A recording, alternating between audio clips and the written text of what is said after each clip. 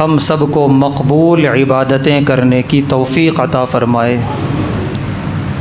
آج الحمدللہ پہلی تراویح پڑھی گئی اور سورہ بقرہ کا آدھا حصہ تلاوت کیا گیا۔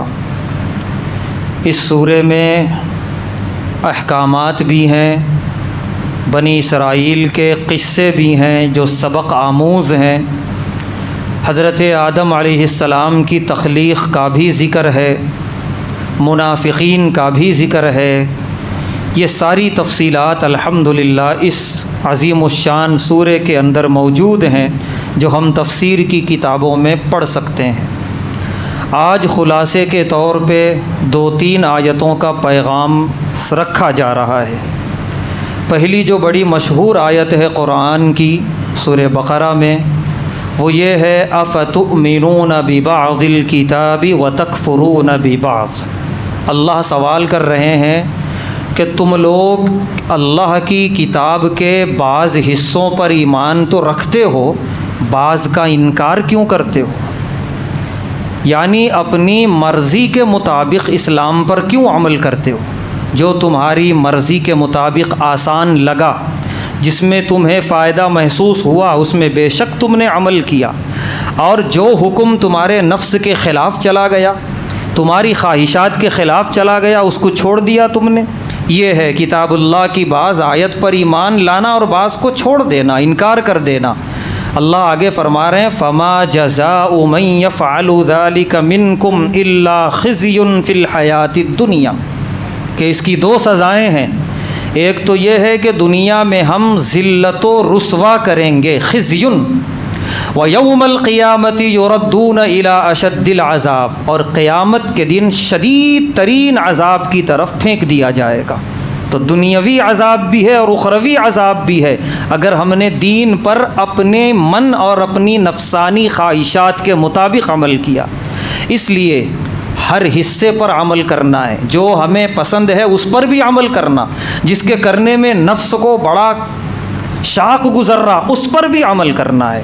بسا اوقات ہوتا ہے نماز میں ہم الحمدللہ بڑے اچھے ہوتے ہیں، نمازیں پابندی سے پڑھتے ہیں، معاملات میں خراب رہتے ہیں، کسی کے پیسے ڈبائے ہیں، کسی کا قرضہ لے کے بیٹھے ہیں، یہ ہے غلط۔ بعض پر ایمان ہے، بعض پر نہیں ہے۔ بعض مرتبہ ہم الحمدللہ بڑا خیر کا کام کرتے ہیں، خوب تقسیم کرتے ہیں صدقہ و خیرات، الحمدللہ بہت عمدہ کام ہے، لیکن زبان کے برے ہوتے ہیں، زبان میں گالی گلوچ ہوتی ہے، اخلاق نام کی کوئی چیز نہیں ہوتی، یہ غلط ہے۔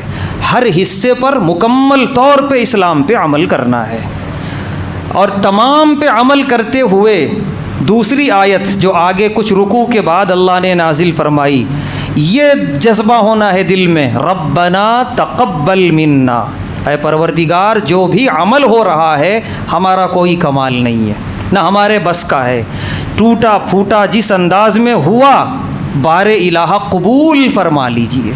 یہ دراصل ابراہیم علیہ السلام کی دعا اللہ نے نقل کی ہے کعبۃ اللہ کی تعمیر کے وقت، جب کعبۃ اللہ تعمیر کر رہے تھے اس وقت بھی اور آج بھی کعبۃ اللہ میں نہ کچھ ڈیزائنیں ہیں، آج دنیا میں جیسی عمارتیں بنی ہیں اور بن رہی ہیں ایسی ڈیزائننگ اور نہ جانے کیا کیا، کچھ بھی نہیں ہے کعبۃ اللہ میں، بس 4 دیواریں ہیں اور اس کو غلاف سے ڈھانک دیا گیا، لیکن رب کعبہ کی قسم اتنی کشش دنیا کی کسی عمارت میں نہیں ہے۔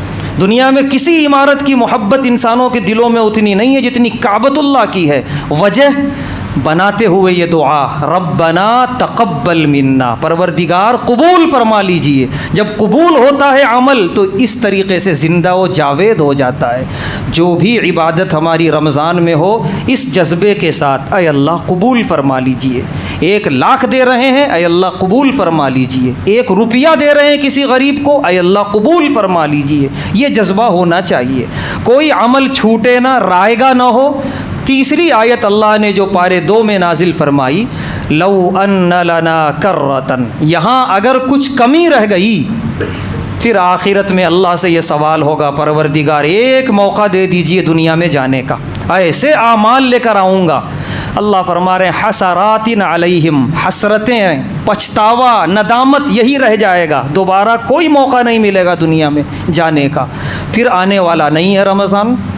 یعنی مطلب یہ ہے کہ ہمیں نہیں معلوم کہ ہماری زندگی کتنی ہے، ہم آئندہ رمضان میں زندہ رہیں گے یا نہ رہیں گے۔ یہ مان کے چلیں، پیارے نبی صلی اللہ علیہ وسلم نے فرمایا کہ ہر عبادت آخری عبادت ہے، تو لہذا یہ آخری موقع ہے، ذری موقع ہے، اس کا خوب فائدہ اٹھائیں، خوب عبادتیں کریں، ربنا تقبل منا والے جذبے سے کریں، اور ہر ایک کی قدر کے ساتھ عبادت کریں۔ اللہ تبارک و تعالیٰ سے دعا ہے، اللہ تبارک و تعالیٰ ہم تمام کو ان آیتوں کے پیغامات پر عمل کرنے کی توفیق عطا فرمائے۔